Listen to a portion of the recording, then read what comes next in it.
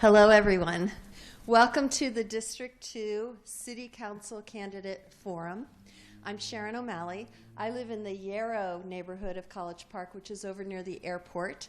I'm a former president of the Yarrow Civic Association, and I'm the current editor of College Park Here and Now, which is your local newspaper.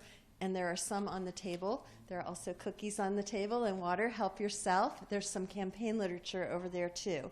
And welcome to the people on Zoom. I first want to introduce a few local celebrities who are in the audience. First, of course, we have Mayor Fazlul Kabir, who's going to be on our panel. We have City Council Member Susan Whitney and City Council Member Letitia Brown-Esters, who are from your district, from District 2, and we'll talk about them again in a minute. You may know that District 2 is the only district in the city of College Park that is having a contested election. This election cycle, 2 seats are open, and we have 3 candidates, and that's why we're here tonight. I also want to introduce Jalen Wade, who is my associate editor, and I want to introduce Alec, and I'm not going to say it right, so say your last name. Lint, who is a brand new board member of Streetcar Suburbs Publishing, which is the nonprofit that publishes College Park Here and Now and 2 other newspapers, the Laurel Independent and the Hyattsville Life and Times. So the College Park Here and Now you should get in your mailbox every month. If you don't, let me know so we can make sure that you start. Okay, these 2 seats here are open because both incumbents, Susan Whitney and Letitia Brown-Esters, have decided not to run again, and I wonder if we could show these 2 a little love for their service, their long service. So much care they put into this community. It looks like you're going to be missed. So tonight we'll have the opportunity to meet our 3 candidates for District 2 City Council, who will face off on November 4th in the election. All of the seats for City Council and the office of Mayor citywide are up for election this season. However, in Districts 1 and 4, both of the incumbents in each of those districts is running again unopposed, and in District 3, one of the incumbents is running unopposed, and the other seat is vacant, but there's no opponent. So there's only one person running for that office. So this is the place to be. This is the election to be in District 2. I'll introduce the District 2 candidates in a moment. Tonight's event will take approximately an hour and a half. We'll begin with a Q&A between the mayor and our moderator, Sean Anderson, back there, and then come opening statements from each of the 3 candidates, and then we'll move into a debate-style forum. So in alphabetical order, you can just raise your hand. Chris Gill, Kelly Jordan, and Holly Simmons, and I'll introduce them in just a second. Election day is Tuesday, November 4th at City Hall, downstairs from where we are right now, from 8 a.m. to 8 p.m., and you can vote early on Sunday, November 2nd, at Davis Hall, which is in North College Park. So now the introductions. Our moderator tonight is Sean Anderson, who has lived in the Yarrow neighborhood for 27 years. Sean is the afternoon drive time anchor on WTOP radio in Washington. Sean's no stranger to political debates. Aside from moderating the District 3 elections debates for council and mayor for the past 5 election cycles, he has done for News Channel 8 a gubernatorial election debate and also a debate among the lieutenant governor candidates. So he's done that. You can hear him on the air, shameless plug. You can hear him on the air at 103.5 FM Monday to Thursday. And I just realized that I did not introduce Councilmember Maria Mackey. I'm sorry, she's from District 4. Welcome. Thank you for coming. One more thing, just in the interest of full disclosure, Sean and I are married. Now I'll introduce the mayor, who is running unopposed. Mayor Fazlul Kabir lives in Hollywood, a neighborhood in North College Park. He has lived in the city since 2003 and was elected mayor after serving 6 terms as a city council member starting in 2011. Council jobs are part-time, so the mayor works full-time for the federal government. At least you did this morning. Are you still there? Yeah. You never know. He has a PhD in engineering from the University of Manchester and has taught as an adjunct professor at the University of Maryland. After hours, Mayor Kabir is a runner and an avid bicyclist, and I'll let him tell you the rest himself. And now the candidates in alphabetical order. The first one is Chris Gill. He lives in District 2's Oak Springs neighborhood. He's 45 years old, and he has volunteered to serve on a number of city committees, including the Vacant and Blighted Property Tax Committee and the College Park Planning Commission. He's a former board member of the College Park Community Foundation. Welcome, Chris. Kelly, his full-time job is as an IT project manager at the National Institutes of Health. Next is Kelly Jordan. She lives in the Berwyn neighborhood and is 48 years old. She is serving her third year as co-president of the Berwyn District Civic Association and in her fifth year on the board of directors. She's been on the board of directors of the Paint Branch Elementary School PTA for 7 years. Full-time, Kelly works as an IT consultant in security and process organization for hospitals around the country. And last but not least is Holly Simmons. Holly is 36 years old and also lives in Berwyn. She serves as acting treasurer of the Berwyn District Civic Association. She was appointed to the Old Town Historic District Local Advisory Committee, and she's a member of the Committee for a Better Environment. Full-time, Holly is the deputy zoning manager for the city of Rockville. And I'll let the candidates tell you the rest. So, Mayor Kabir, could you come up to the table, and Sean Anderson, could you come up to the podium? Thank you. Not podium. You come up to the table too and sit next to. And your name is somewhere. Your name is right here, so we could put your name up too. Well, thank you. You're welcome. All right, you take it away.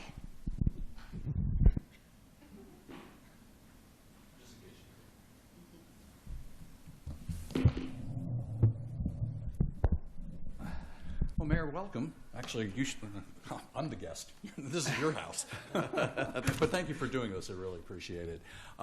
Let's start off with this. I mean, you've been mayor of College Park for 2.5 years now. In your opinion, what has been your #1 achievement over that time? Thank you. First of all, thank you for hosting us. I am among the 4 candidates we have in this room. I am probably the most candidate because I am running against myself. but still, I appreciate that you took the time to invite me and giving me the opportunity to talk. Thank you. We did quite a bit in the past 2 years, and one of the things I think we are very much proud of is the completion of Route 1 in the phase 1 of Route 1 construction project. And we had a fantastic event a couple of months ago, ribbon cutting, and that means that we now have a safer Route 1 with turn lanes, and we also have a safer bike lanes, which is also beautiful because there's a green. And we have a wide sidewalk, area-compliant sidewalk, and also we have landscaping in the middle and the median. So this is the first step, and we look forward to having the phase 2 and phase 3, which will be completed up to Beltway. Any decisions or actions that you've made in these 2.5 years that you might, in retrospect, might want to take back or change? One of the things that I don't enjoy, I would say, as a mayor, that I used to enjoy as a city councilman, is that I don't get a chance to vote. I only vote when there is a tie. But there are votes that happen on the city council. I'm sitting in the middle, and my fantastic 4 colleagues on the left and 4 colleagues on the right, they voted, and I sometimes ask, I wish I could vote on this. And to answer the questions, one of the votes that actually happened fairly recently, that was on the raising our salaries, city council salaries, and if I was given the opportunity to vote, I would probably vote against it. And something I did back in 2014, and there was a proposal to raise the salary, and I was in the minority. I was the only one who voted against it. And part of the reason is that I know it's a job. I know the reason why council members need to have a good compensation.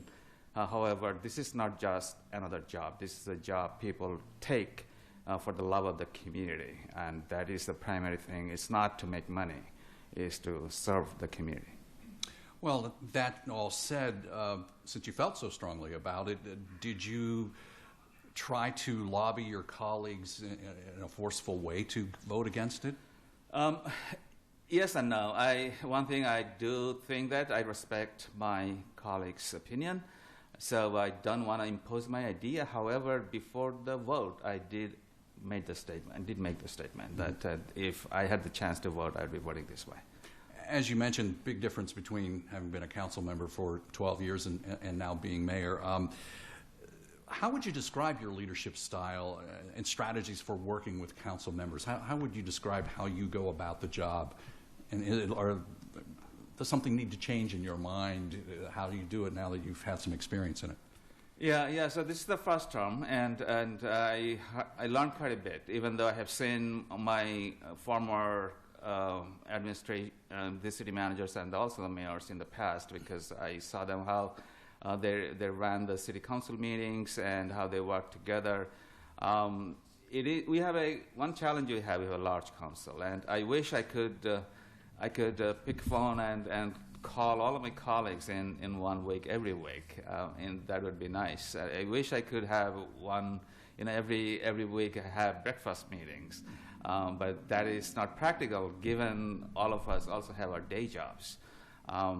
So I try to be in touch with them, and this is something I plan to do more in the new term, to be in touch with them more, because in the end of the day, our goal is to serve our community, our residents, and it is important that we come to consensus in a nice way to move forward our agenda, our visions, our strategic goals we have.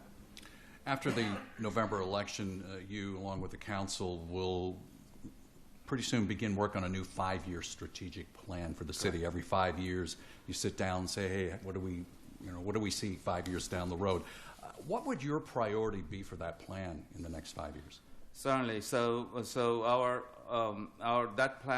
that work has already started in terms of getting ready, and we'll be securing a consultant to lead that work. They will be going to community members, seek their input, and also coming to the council and asking us.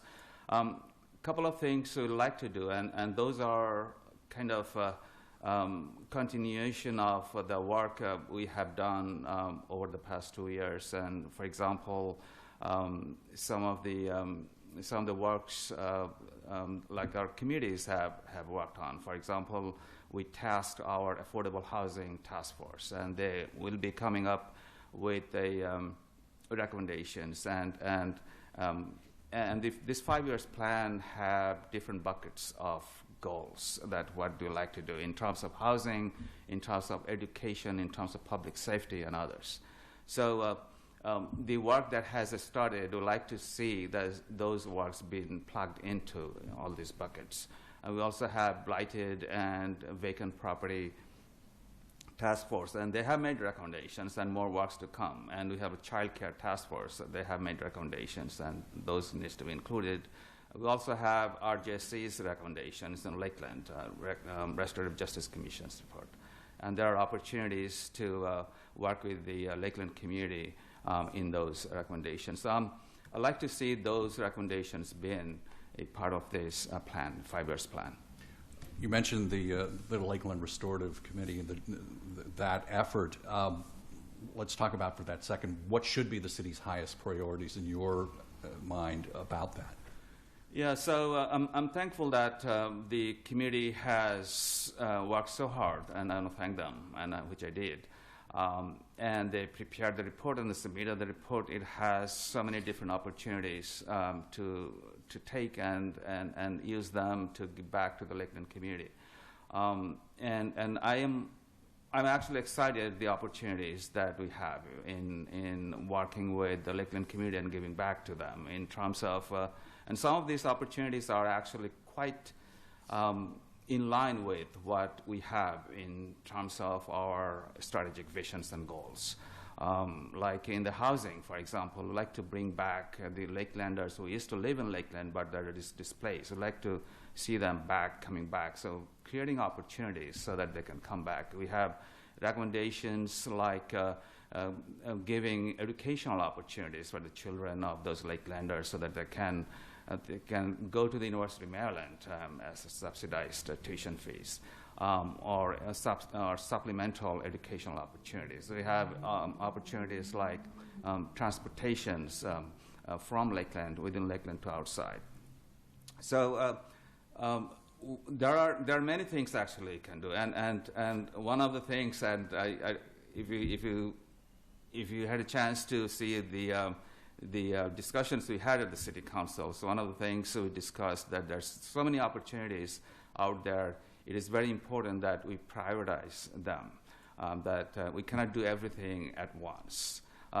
So we need to have a list of things that, in the first year and second year we'll be doing this. And thankfully, our two fantastic city councilmen who will be going out, they have volunteered to work on that task, to work with the Lakeland community and the RJC to make their priority list, and we'll go from there. College Park is the only city of any size in Prince George's County that doesn't have its own independent police force. Flat out here, would you support the creation of a city police force? Which way do you go on this? I definitely support it. I do think that, I have actually worked with our police officers, Prince George's County police officers, for the past at least 15 years, and I have nothing but good things to say about them. They are good people, and they are here to protect us, make us feel safe. If we have our own police department, then they will be embedded in the community. They will be part of our large College Park community, and they will be community members.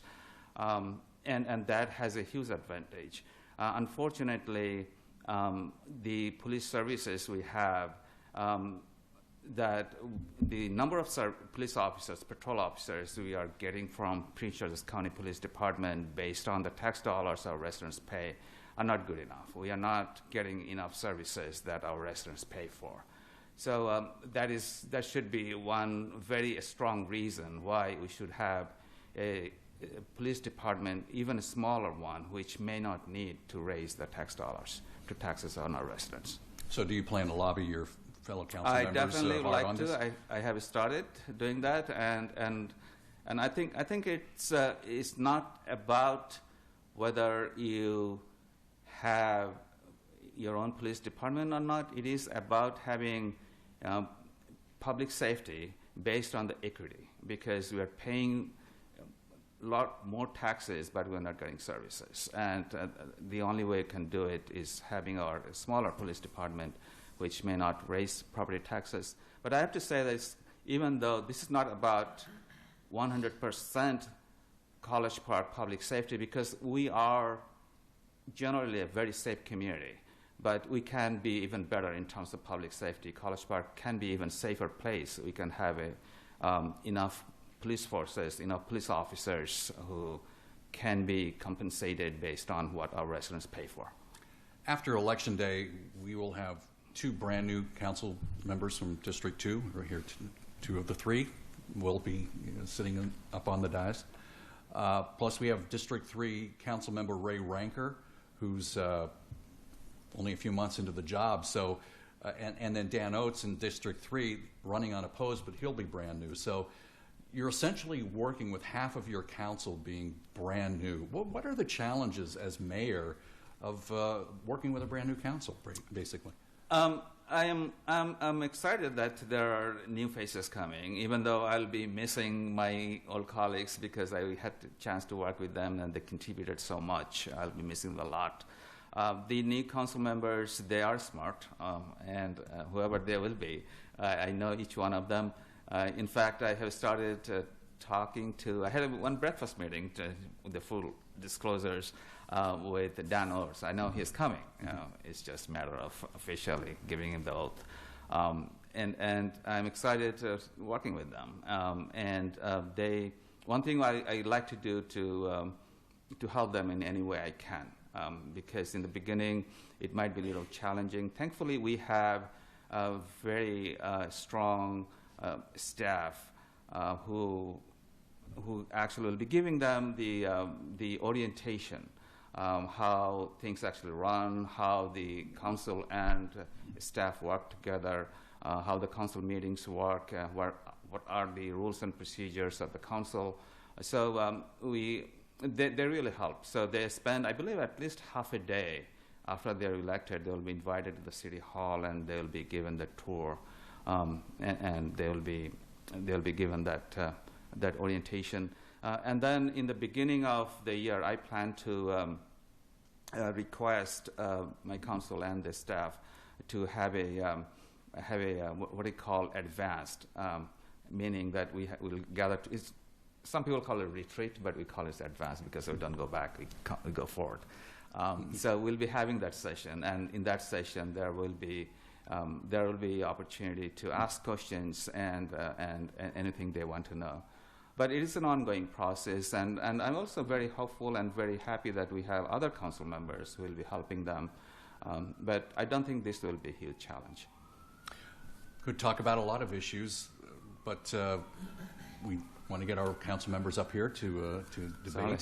Anything that you would like to leave us with? Thank you. Again, thank you, Sean, and thank you, Sharon, for giving me the opportunity. The only thing I'd like to say is that the next 2 years will be both challenging and both is years of opportunities. The challenging is because of what is going on in the federal space, in the shutdown and all the layoffs and the contractors and the federal workers. Those impacts are in College Park, and there will be most likely, as we are hearing, there will be impact on housing, there will be impact on the economies. So we have to be careful how we navigate through these challenges in terms of how we spend our budget money, our taxpayers' money.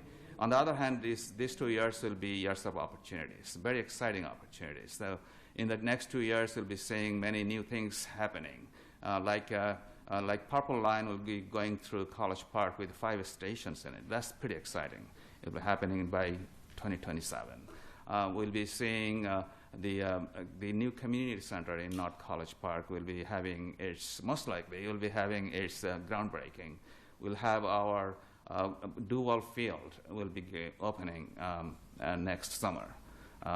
And the Restorative Justice Commission's work will finally, after all the discussions and all the reports and everything, we'll be seeing some changes, some implementation. And on the Route 1, again, finally, we'll be having the new phase, which is phase 2 and 3, getting started. There will be community meeting. In fact, early next year, there will be community meetings about how this design could be implemented and how what the community actually wants to see in this phase 2 and phase 3. So it's a pretty exciting time coming, and I'm looking forward to working on that. Mayor Kabir, thank you very much. Appreciate it. Thank you for having me. Mm-hmm.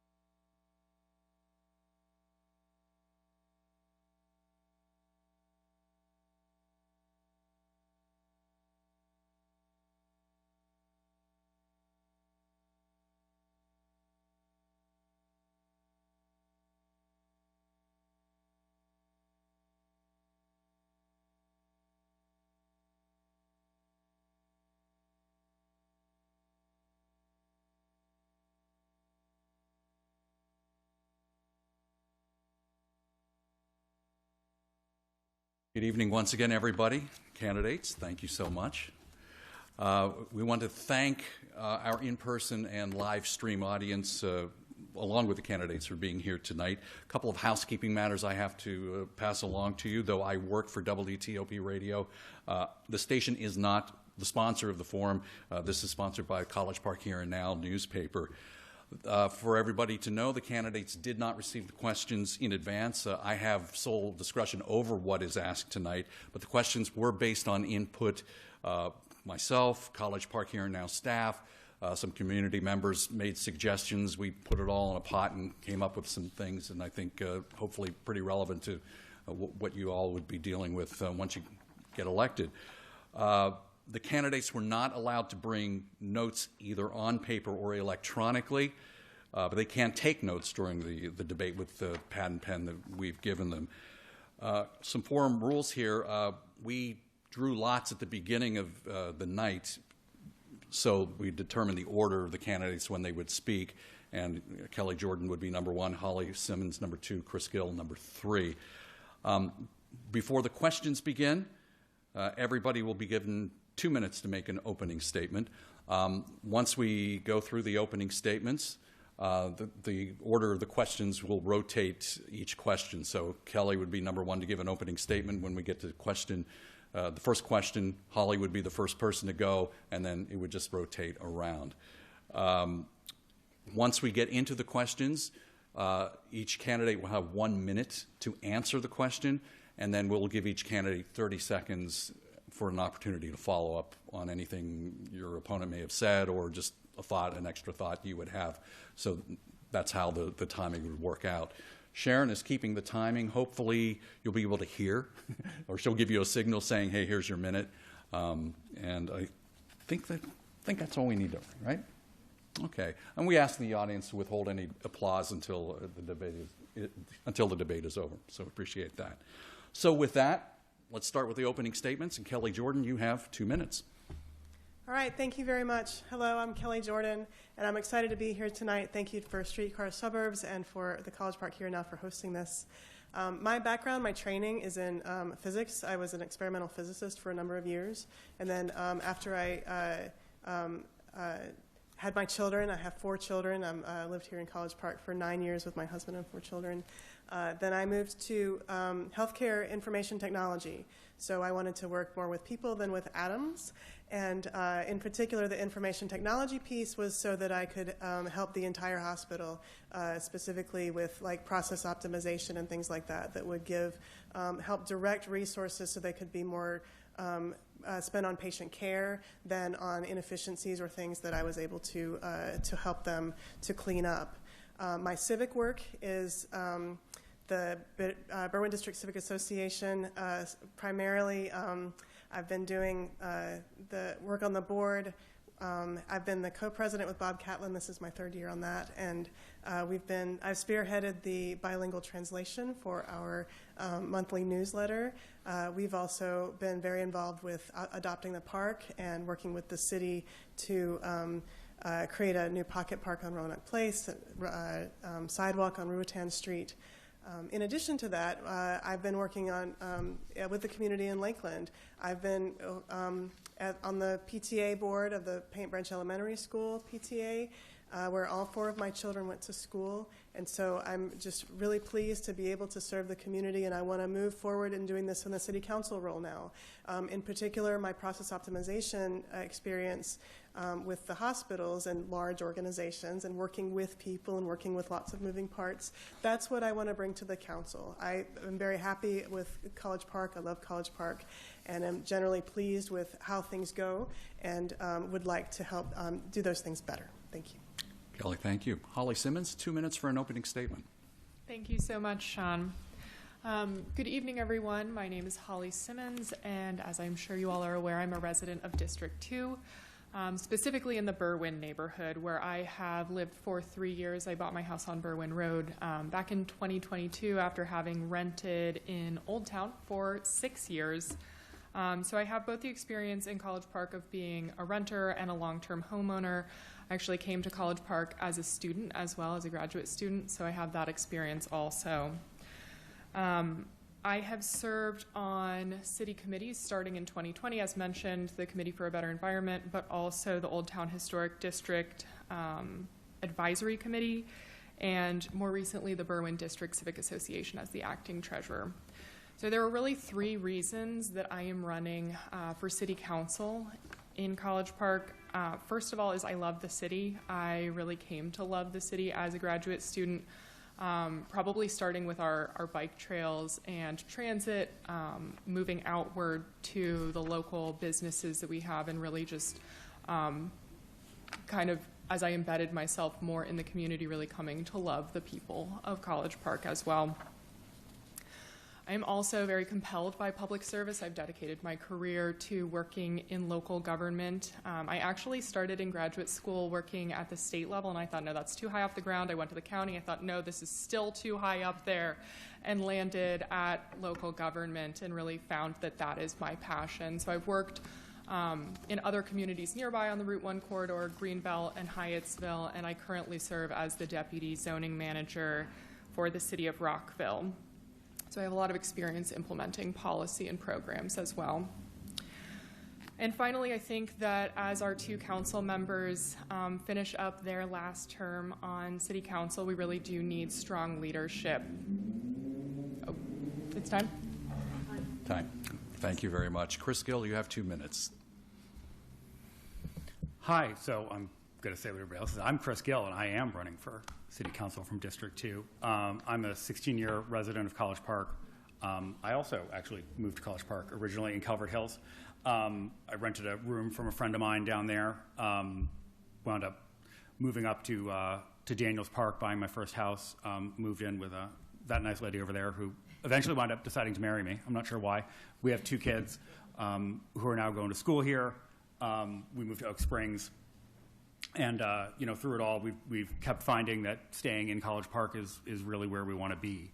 It really has a lot to offer. We've been very fortunate that sort of even as we move through each stage of our life, that this is a good place to be and we get to stay in the same community. That's really sort of my guiding vision, my guiding principle, right? That's, I think, what I want to make sure that as we deal with issues on the council, we accomplish, right? I think it's good for people. Obviously, it's been good for me. And I think it's good for the city. I think it's healthy if we make sure that people can stay in their community if they want as they move, from a young professional to, married people through having a family, all the way through retirement, if that's what they choose to do. I think that connects to a lot of things. Obviously, we need to be able to have spaces for kids, both young kids and kids as they get older. My kids are actually turning 10 on Election Day. Right, so obviously the middle and high school years are concerned. We need to make sure there's activities for them. I've heard a lot of concerns about schools. I'm concerned about schools, obviously, as a parent. We need to make sure there's things for seniors. The city did a big aging in place task force about 10 years ago. Some of those recommendations have been taken up. I think there's still more on the table that we can do. And obviously housing affordability is a big issue. As Sean said, we haven't seen the questions, but I'm going to suspect there's a few questions about that because that's a big issue. And there we go. Hey, how's that for timing? Chris, thank you very much. Let's start with the questions, and Holly, you'll have the first opportunity here. And let's launch into a couple of District 2 issues and perhaps the biggest, Lakeland. Urban renewal, as we know, in previous decades really caused lasting harm to the Lakeland community. So which of the many proposals that have been made for restorative justice by the Commission that you see perhaps rising to the highest priority? Holly, you have 1 minute. Thanks, Sean. So first of all, I want to say that one of the main reasons that I am running is because I think that having someone who can shepherd the efforts that have been ongoing with restorative justice for Lakeland is very important.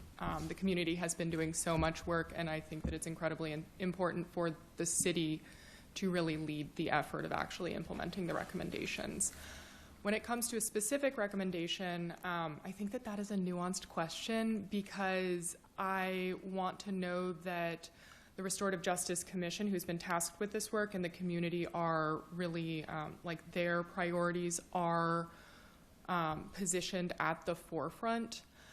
However, if I were asked to prioritize one, I do think that the recommendation for reparations is incredibly important. And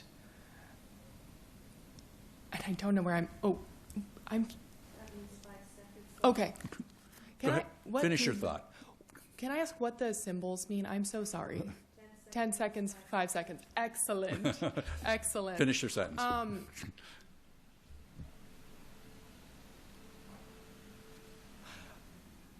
I remember one of the events that I attended for restorative justice in Lakeland. A gentleman said, "I want my 40 acres and a mule." And I know that the urban renewal is not the same thing as slavery. However, I think that is the reparations are very important. Okay. Chris, you have 1 minute. So that's a great question, and my first reaction is you probably shouldn't ask a white man that,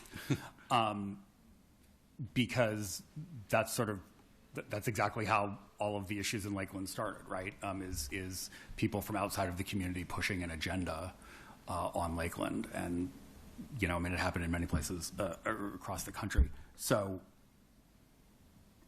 right, I'm thrilled to hear that our outgoing council members are going to continue to be engaged with the Restorative Justice Commission in setting those priorities. I know a concern that I've heard is that those who were displaced and impacted, whether they continue to live in Lakeland or not, to be frank, are getting older, and that if this process drags on, they may not live to see any kind of justice at all. I agree with Holly. I think reparations is obviously one of those components.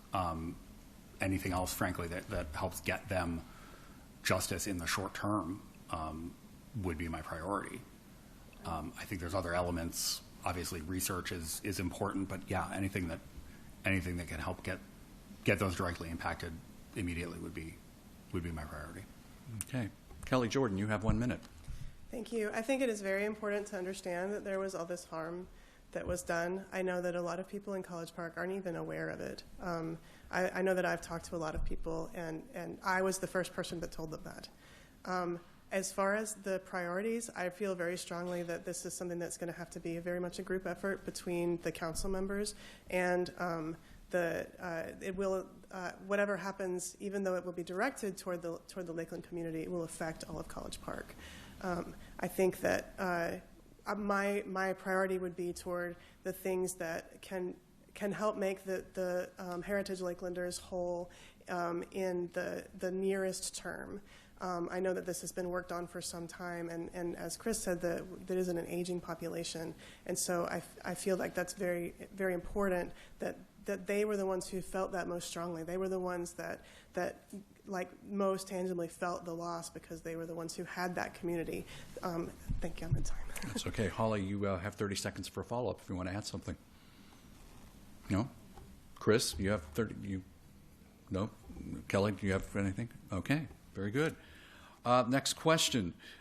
Outside of restorative justice for Lakelanders, what would you say are the two most important issues facing District 2 residents right now? Chris, you have the first opportunity on this for 60 seconds.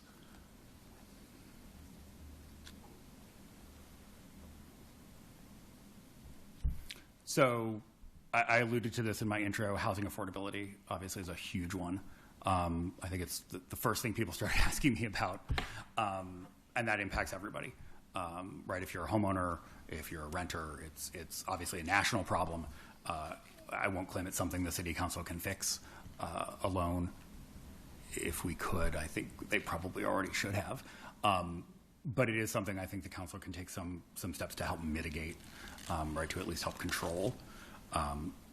There's a lot of sort of specific policies there, right, whether it's sort of how we deal with development, which obviously involves interacting with the county. There's ADU legislation that's going to need to be coming in the next year. There's more to it. I don't want to totally run through my time. The second issue is going to be schools, which again is going to be something we have to interact with the county for. But this is a big issue, especially in Lakeland, Lakeland and Berwyn, or on Paint Branch. I've heard a lot of concerns about that. Coming back to kids, it's a big thing that drives people away. Concerns about schools, sort of particularly in the middle school, high school age. Okay, thank you. Kelly, you have a minute. Thank you. I think that in talking to people, what things really came down to was quality of life. And so that means a lot of things. Affordable housing and essentially your bills is a big part of that.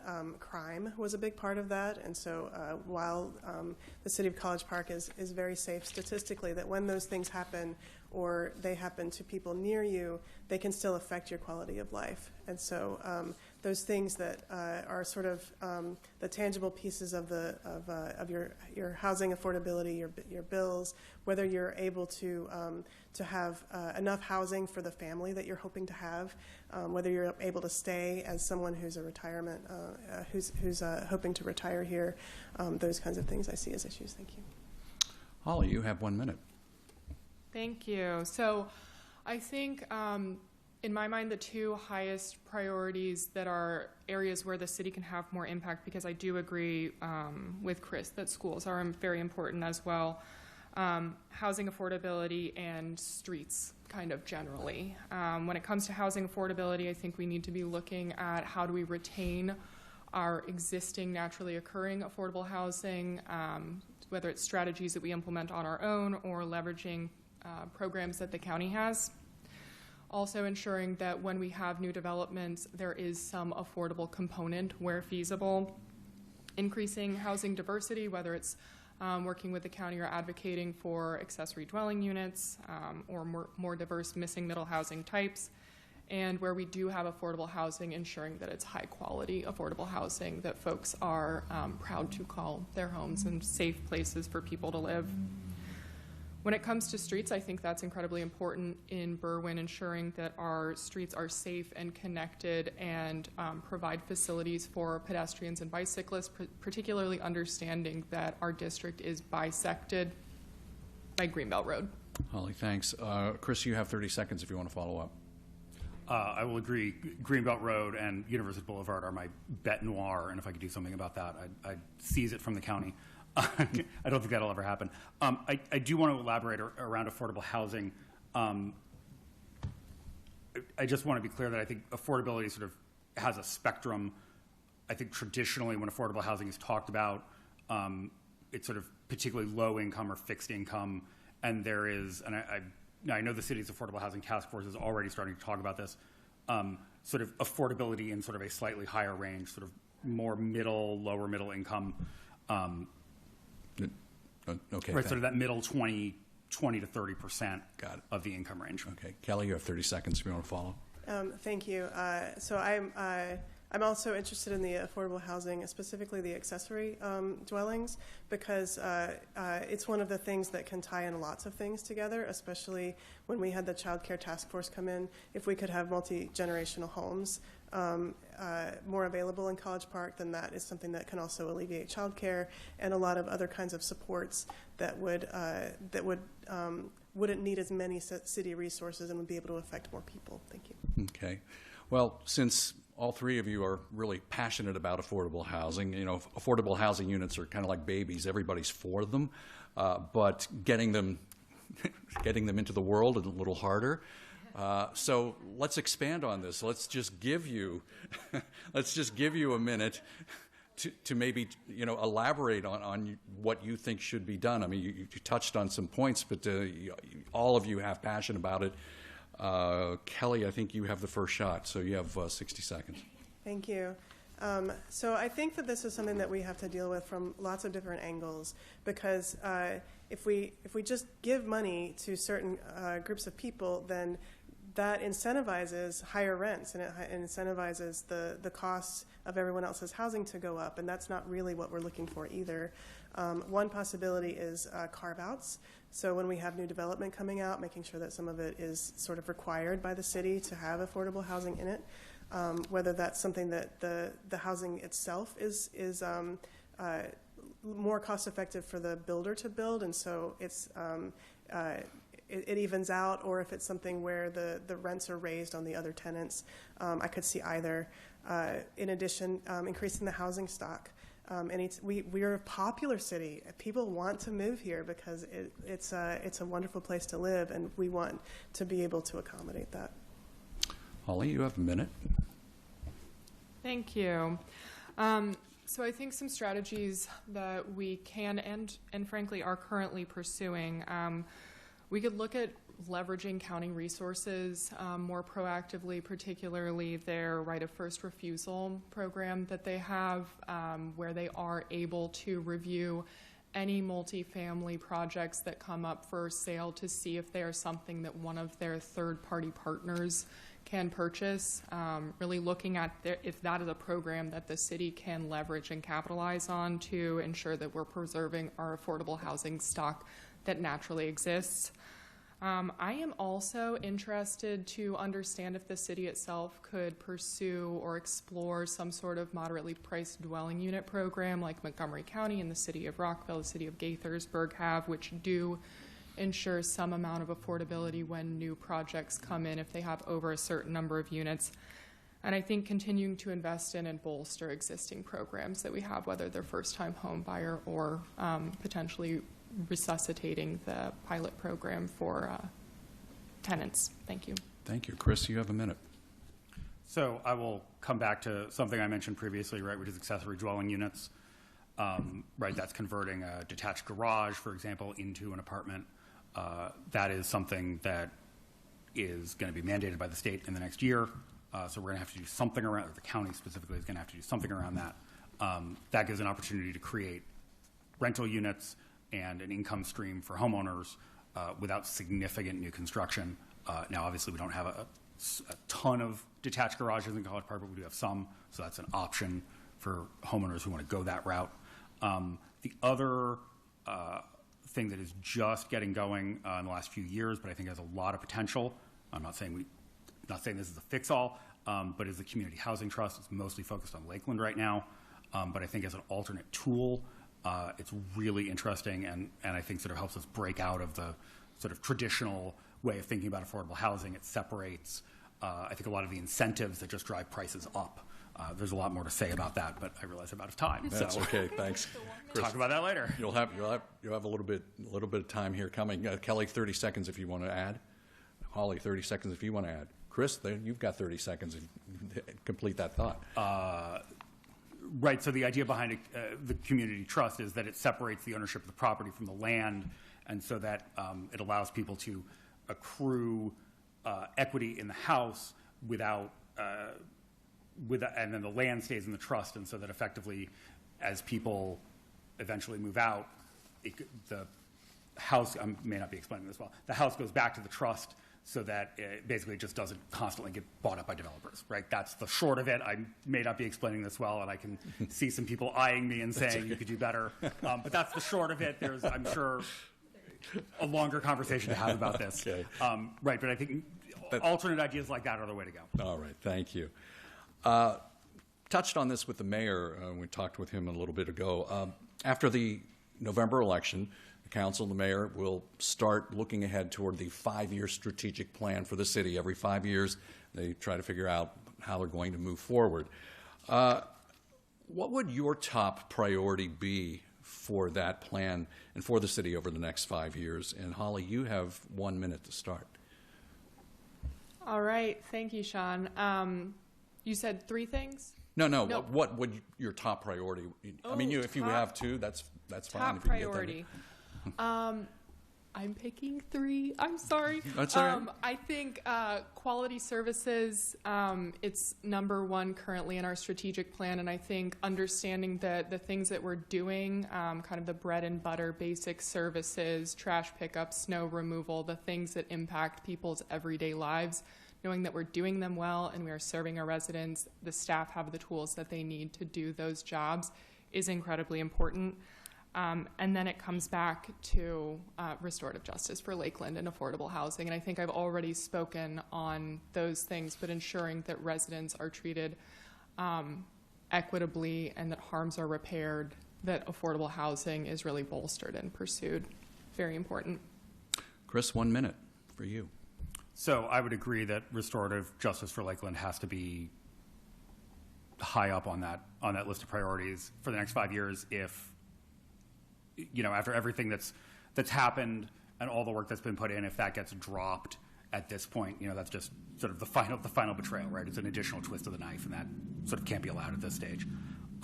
Beyond that, obviously I've talked about affordable housing. I feel like I'm talking that to death. Sort of a smaller, more focused thing. I think there's more work to do on walkability and sort of non-automotive transportation, which harder to say than walkability. I've definitely heard feedback about the Rhode Island Avenue bike lanes. People are glad they have them. I realize those barely go through District 2, but people use them. I think there's some more work to do there, and that's something that could be accomplished in 5 years, whether that's moving them into a service road or sort of separating them better from traffic. I think there's a desire for that in the community, and that's achievable, I think, in a 5-year time span. Kelly, you have the floor for a minute. I would agree with my fellow candidates. I would also want to put forth sustainability in the environment.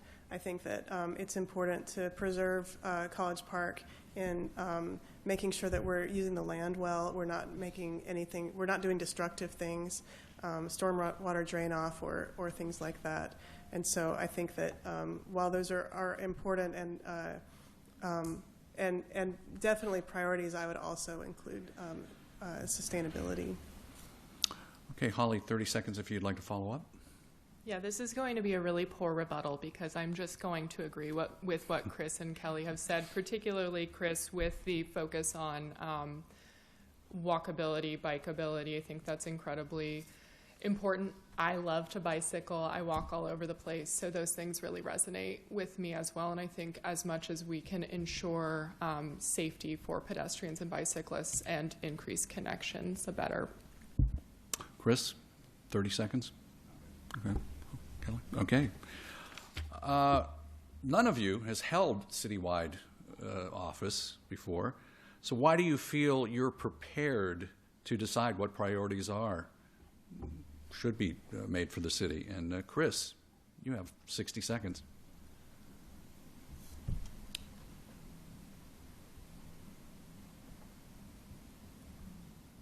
So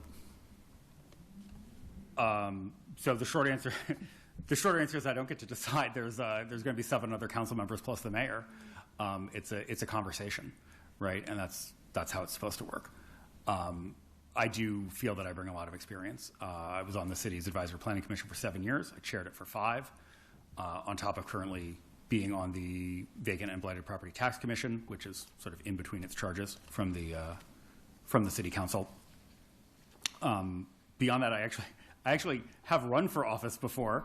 8 years ago, when my family lived in District 1, I lost, although I did lose to former council member Kate Kennedy, who was on the Advisory Planning Commission with me, and to current Mayor Fazul. So, that's wasn't the best feeling, but it's how democracy works, so I was okay with that. So, hi, Fazul, I'm glad you're here. Yeah, so I mean, I've been involved for, basically since I moved to College Park, and I feel like I have both experience and knowledge to bring to bear and a willingness to listen and learn. Okay. Kelly, 1 minute. Why do you think you are prepared to take on this role? Thank you. I would not be doing it alone, so that is the first part of it. I appreciated the mayor's and the city's care in introducing new council members to the job, the procedural aspects of it, and all the different moving parts. In addition, the city staff is wonderful. I'm looking forward to working with them should I get elected. There's so much depth in expertise there. We have the great city manager and our city engineer and all these different people whose job it is to really look deep into these issues. And so the idea is that while we have ways that we would like to direct them, that we would use the feedback from that to determine, are these things feasible? Are these things in the best interest of the city? Are these things that we can pay for? Thank you very much. Holly, you have 1 minute. Thank you. So I think the original question is, why am I prepared to decide city priorities? Mm-hmm. And I would say that I am prepared. I know that any good prioritization process in a local jurisdiction is going to start with listening. And that comes from my near decade of experience as an urban planner working in local government. First, you listen, and then you try your best to represent what you've heard.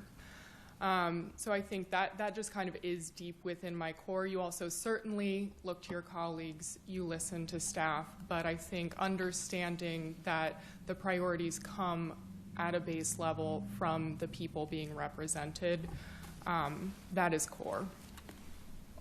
Chris, 30 seconds if you would like to add anything.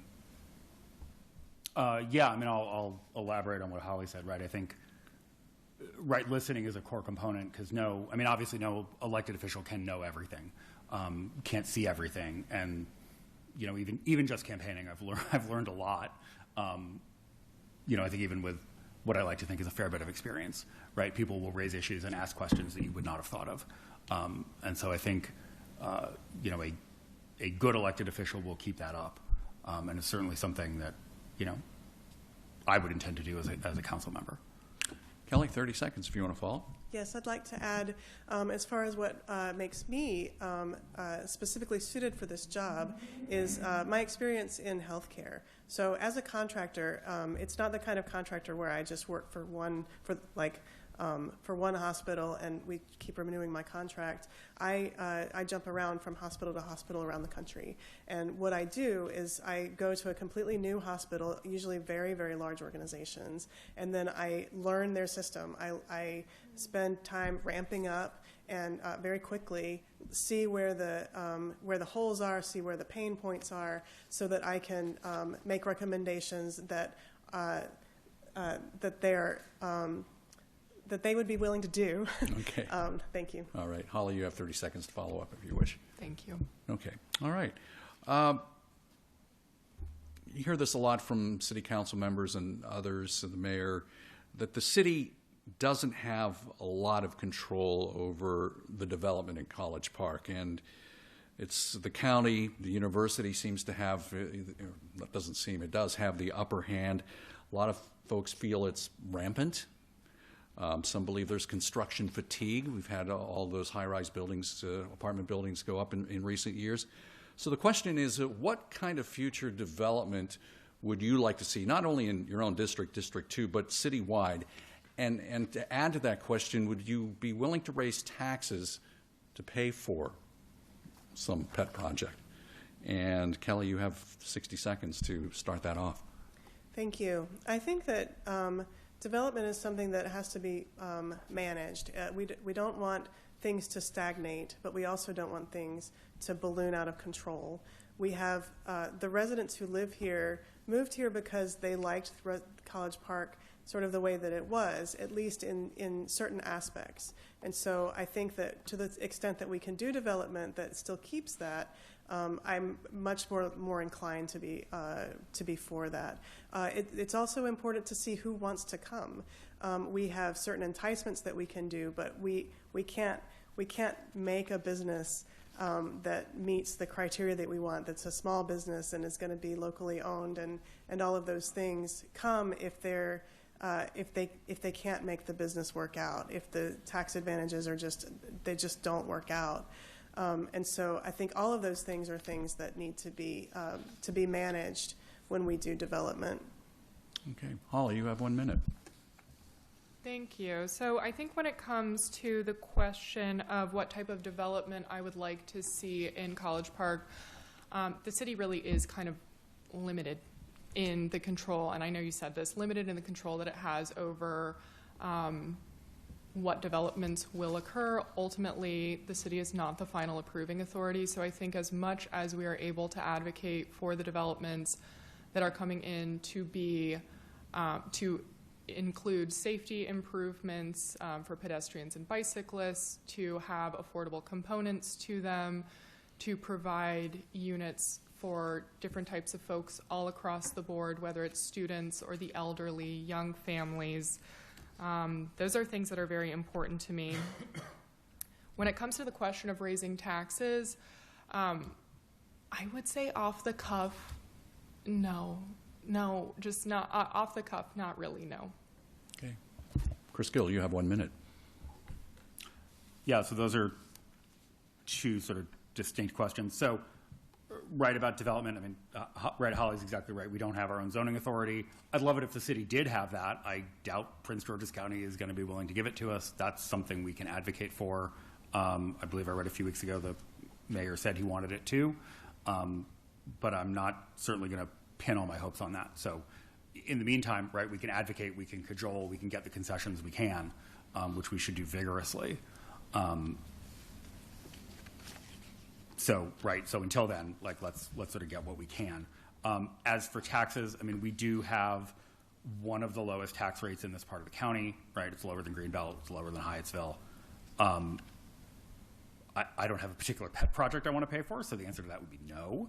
But I also think we have to be honest with our residents and with our citizens, right? And if they are advocating for certain things and the answer is that's going to mean taxes have to go up, we say it's a trade-off, and you can't get something for nothing. Okay. Kelly, you have a 30-second follow-up if you want. Thank you. I would like to add, as far as the tax question, that my priority would be that we not raise taxes. Generally speaking, I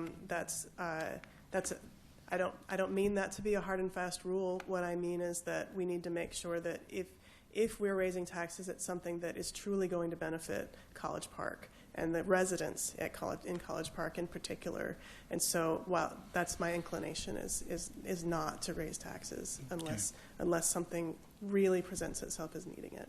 Holly, you have 30 seconds if you want to add. Thank you. Yeah, I should clarify also, I know the question was specifically would we want to raise taxes to kind of incentivize a certain type of development?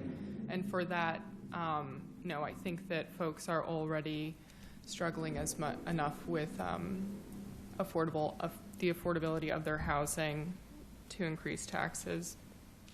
Chris, you have 30 seconds if you want to add anything. No, I'm good. Okay. Speaking of development, we have the renovation of Duval Field, and it's finally moving forward here after a lot of years of stop and go. We had delays and cost increases, but as a council member, how would you ensure that the project stays on track? And Holly, I think you have the first word here on this. I think with a project like that, it really is looking to staff who are managing the project through its construction. I really would be looking to the city manager and the staff to keep that on track, and certainly actively communicating with them and with residents about the progress of that project. Chris, you have 60 seconds. Yeah, I mean, channeling my day job, right? I mean, this all comes down to good project management, right? Are they getting good estimates in? Are things coming in on time? But ultimately, that's not, I think, something city staff needs a council member micromanaging. So, yeah, I would agree with Holly that I think ultimately that's something that the city manager and the city staff should be doing. I don't think it's so far off the rails that they would need me or anybody else at the council level stepping in. The only thing that needs to be micromanaged, I'm sure, is my kids are very concerned that there's still a zip line there. I'm sure they wanted me to say that, so that's all. Kelly, you have a minute. I would agree with my fellow candidates. I would say that should there be some substantial delay, then I think that it does need to be potentially addressed. If nothing else, to be something that can be communicated to the public as payers of the renovations and as eagerly waiting for the completion of it, and to see if we can find out what are the sources of the issue, where are the gaps, and things like that. Thank you very much. Okay, Holly, 30 seconds if you want to add anything. No, thank you. Okay, Chris, do you want to add anything? No, I think we got it. Kelly? Okay. District 2 has students. University of Maryland, friend or foe? Explain your answer. Chris, you have the first word on this. Strategic ally is my short answer. Right, since I moved to College Park, the relationship with the university has improved significantly, which I think is generally to the city's benefit. I'm thrilled that they have stopped stalling the Purple Line, which is I think, overall a benefit, even though I'd love it if the construction were done. We got a new city hall out of it, which is great. And the university as a state entity can ignore the city. So the only tool we have ultimately is persuasion, right? We can try to persuade the university directly. We can go through our state delegation, but we don't have any sticks, right? We can't ultimately browbeat the university into doing what we want. I mean, I guess we could try, but it probably wouldn't work very well. So having a positive relationship, I think, even if sometimes we would rather browbeat them, is to our benefit.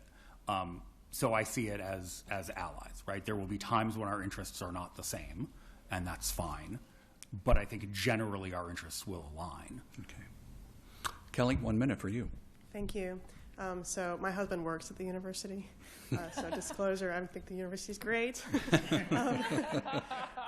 But also I have a long history with academia, and I think that the university is very much something for us to be proud of as residents, the same way that we're proud of our airport that's the longest continually running in the world, that the university has wonderful things to offer to the city as all the research that's done here and all the new ideas that get brought forth and all the students that emanate out of the University of Maryland. I'm glad that we have a more harmonious relationship. I think sometimes in the past it has been maybe, for lack of a better word, siloed, and so I'm happy that we have ways that we are aligning together, ways that like a lot of offerings that the university has are now available to College Park residents, for example, and then ways that the university is able to support the students. Thank you. Holly, you have 1 minute. Thank you. I'm probably going to echo a lot of what Chris and Kelly have said. I think ideally the University of Maryland is a friend. That we can accomplish the most for College Park by working with them strategically. Certainly if our ideals are not aligned, then not going along just to get along, but definitely pursuing our common interests and looking to work with them. I do think that our fates as a city are tied to the university. So if the university is thriving, if the students are thriving, then the city also is thriving. Chris, you have an opportunity for a follow-up. Yeah, I will just add 2 quick thoughts. One is that you touched on students, and I do think it's important to remember that students do wear a student hat, and we often engage with them at that level, but they are also residents and citizens. And I think the more we engage with them at that level, sort of the better.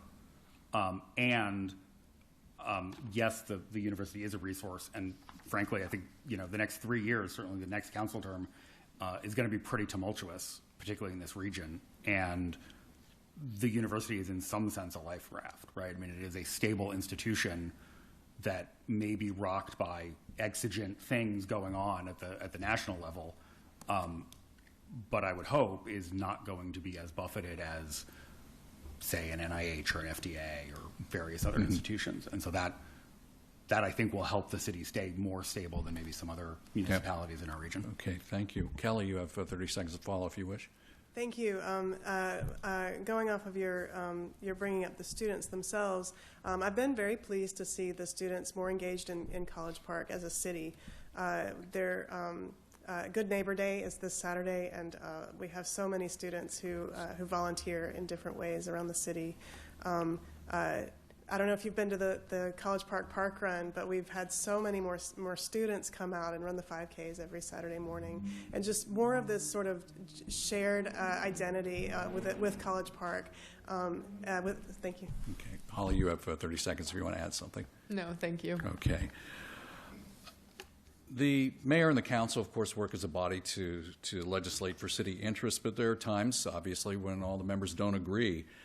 Can you identify one major issue, maybe you have more than one, but one major issue that has come before the council over the past couple of years, where the council voted one way, but you would have voted differently, and share your reasoning on that? And Kelly, you have 1 minute. Thank you. I do feel that raising the salary of the staff and and the mayor is probably something I would have at least argued against, if not voted against. I think that I heard lots of reasons, like this is the purview of them. I would have preferred it to be potentially brought to the voters directly, for example. Also, I'm concerned about one of the reasons is we all read the College Park Here and Now article about this being a burnout job. And one of the reasons that the salary was increased, it was mentioned, was that this would help alleviate that. But at the same time, I worry that it would increase expectations on the council members. And so I'm hopeful that that's not the case, and that more people will run for city council in the future. And my time is up. Thank you. Holly, you have 1 minute. Thank you. Honestly, nothing is coming to mind, but I appreciate it. Okay. Chris, you have 1 minute. I'm not sure if it is a vote that was actually taken, but it is certainly something that did not move forward. There was a plan, I believe, earlier this year to do a comprehensive parking study across the city, which did not move forward, and I think that's a missed opportunity. It's certainly a common grievance is not the right word, common frustration that people have raised, and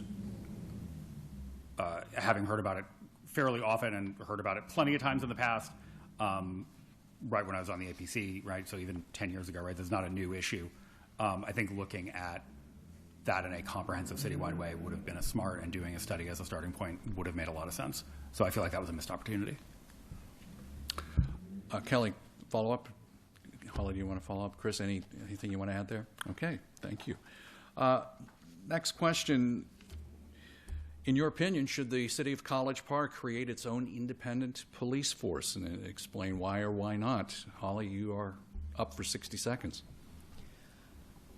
I think that this is an interesting topic for discussion and something that is really worth additional study. I don't know that I could take a position one way or the other. I do know that we are unique along the Route 1 corridor in not having a police force and having so many different agencies in the contract police that do serve this area. I think that safety is incredibly important. So ensuring that our community is safe, and enforcement is one aspect of that, certainly. That should be a top priority. I am not convinced that a police force run by College Park is the way to ensure resident safety. However, I would be very interested for that question to be studied further from an impact and a fiscal standpoint. Chris, you have 1 minute. I would agree with Holly that additional study is needed. I come into the concept fairly skeptical, and I think it's important to keep in mind that this, right, if we're trying to create safety, policing is not the only way to do that. And once you have a police force, the tendency is going to be to try to use police to solve everything, even when there are better options. So, right, if you're feeling unsafe walking down the street at night, the solution to that is not necessarily more police. The solution to that may be sidewalks and streetlights. And police forces can often come with a lot of downsides. They tend to take large portions of city budgets. They have huge liability implications. And I am not convinced that that is worth doing. You can hear from my tone that I'm willing to be convinced, but I would come into it pretty skeptical. Kelly, you have 1 minute. Thank you. I think that underlying that question is the arrangement we currently have working, and I would say it leaves some things to be desired. One of the things I heard a lot of is wanting more of a police presence, wanting more, like just seeing infractions happen right in front of them and nothing comes of it. So I think that I can't say whether a specific police force, that's a much bigger question than I'm willing to say yes or no at this table. But I do think that there is very much room for improvement. I was pleased to see the mayor's letter to the county asking for more county presence. We pay for those services, and I think that whatever happens, that we should get the enforcement that we pay for. Okay. Holly, you have 30 seconds if you want to follow up. Joy, I think Kelly brings up an excellent point. I think in addition to thinking it would be appropriate for study, I'm also interested potentially to see room for enhancement within our contract with the county as well, just a kind of full review of that. Chris, 30 seconds if you wish to follow. Yeah, I think Kelly's point is a good one. I think I would sort of separate those two things, right? Which is, are we getting good value from our current contract with the county? And if the answer to that is no, the answer does not immediately become, therefore College Park needs its own police, right? Is there a way, for instance, to fix the contract with the county? Right, there may be other answers to that if the answer is no. And I know a lot of the thinking is currently that the answer is no, which I'm very willing to believe. I've had packages stolen off of my porch and the county's done nothing, right? So I mean, the answer to that probably is yes. But let's not immediately jump to therefore College Park. Okay, Kelly, your opportunity. Just to add on to that, we have so many different agencies that are different types of police force with different jurisdictions, and so whatever we do, I think that having good communication between all of them is going to be important. And when I say having the county come, I don't actually mean more contract police. What I mean is just having the county do their job. Like, we're part of the county, and they're supposed to police, and they're supposed to patrol, and we want them to do more of that. Thank you. Okay. Question that kind of came to us from a resident, and well, I'll get your thoughts on this. District 2, you made an allusion to this earlier tonight. District 2 is physically divided by Greenbelt Road 193, right? Some believe the geographic discontinuity means that District 2 residents experience life differently on either side of that highway, depending on where they live. First, do you agree with that perception? And secondly, how would you as a council member make sure the residents on either north or south get equal priority when it comes to having their needs met by the city? And Chris, you have a minute to start. So, I mean, I think that is true. As I've been out talking to voters, more than once I've had to explain where Oak Springs is. I think we get lumped in with Hollywood and Daniels Park. So I think folks in Berwyn and Lakeland don't even know that Oak Springs is part of the district. So I certainly would agree that it's true. I think sort of how do we get over that? I mean, honestly, I think it's just slow community building, right? And there's no immediate fix to it. So community events, sort of intentionally bringing together communities from both sides of the district, some of which already exists, right? Making sure like folks from Oak Springs and from Branchville come to Berwyn Day, right? Come to Lakeland Day. Both of which were great events. I love it. I don't think there is an Oak Springs Day. Maybe there should be. I'm not sure where we would do it. Maybe Duval Field once it's done, right? None of those are going to be a quick fix. It's going to be a slow building process. Okay. Kelly, you have 1 minute. I think that it's important to make the distinction about that these are distinct neighborhoods, and that's okay.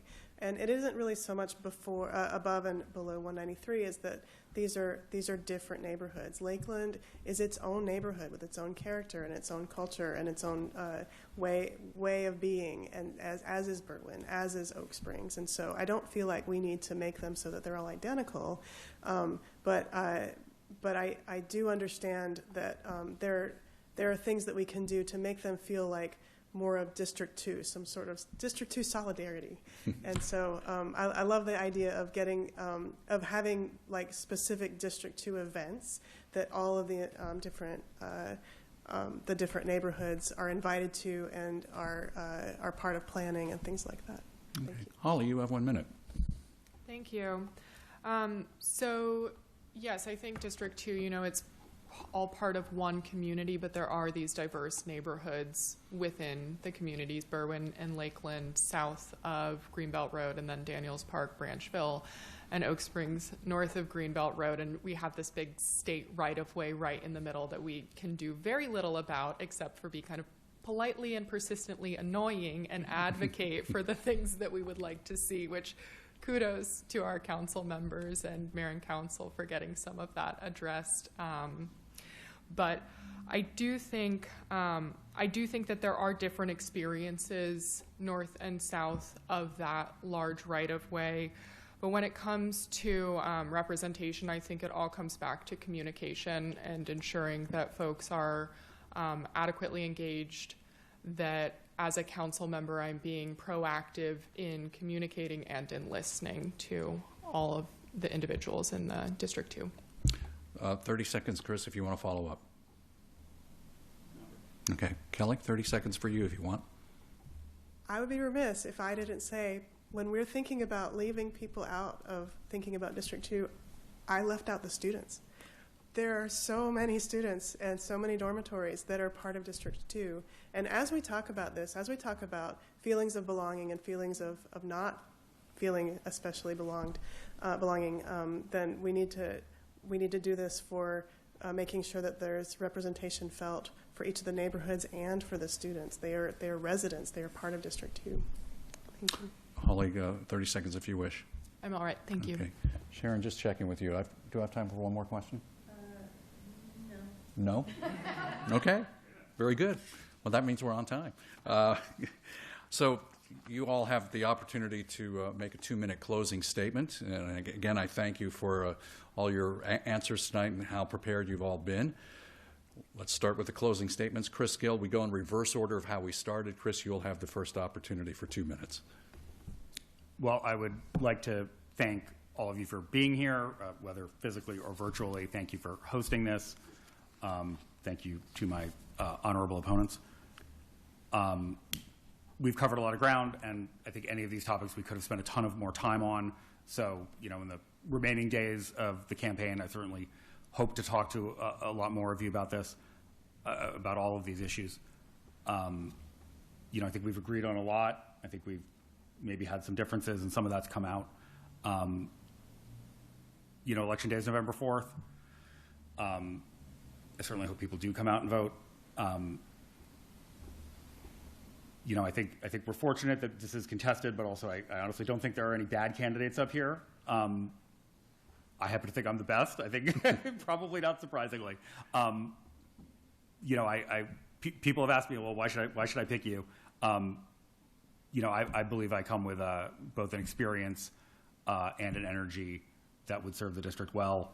But I wish both of you the best. And to all the voters, you know, I hope that when you go to vote on the 4th, that I will have earned your vote. And if you have any questions, please reach out to me, gophercouncil.org, and have a good evening. Thank you. Thank you. Holly, you have 2 minutes to close. Thank you so much. I really appreciate you all spending this time with us. I know there are probably many places that you could be upon a Thursday evening at nearly 9 p.m., including perhaps in your bed. So I really do appreciate everyone being here this evening and spending this time with us. I also want to thank our council members. I'm sure this is a surreal experience not being up here right now, and just really appreciate the work that you've done over the past 4 and 5 years so much. And thank you, obviously, for hosting, and to my opponents as well. As Chris said, Election Day is November 4th, or if you choose to vote early, November 2nd. So I would encourage everyone to come out to the polls. I do know that my experience, the experience that I bring, would really serve this position well. I think there's a lot of good work that's ongoing, some of which I feel very passionately about seeing move forward and attended to well. And then also just understanding that we have a lot of opportunity to move forward in new and different ways and tackle challenges and opportunities as they come. So I am asking for your vote. If you feel compelled to vote for me, I would very much appreciate it, and I would be honored to represent District 2. Thank you very much. Kelly Jordan, 2 minutes. You have the final word. Thank you. I'm delighted that I could be before you this evening. Thank you to Streetcar Suburbs and College Park here now for hosting this. I've been able to talk to so many people. Thank you for those who have acted as a mentor for me during this campaign.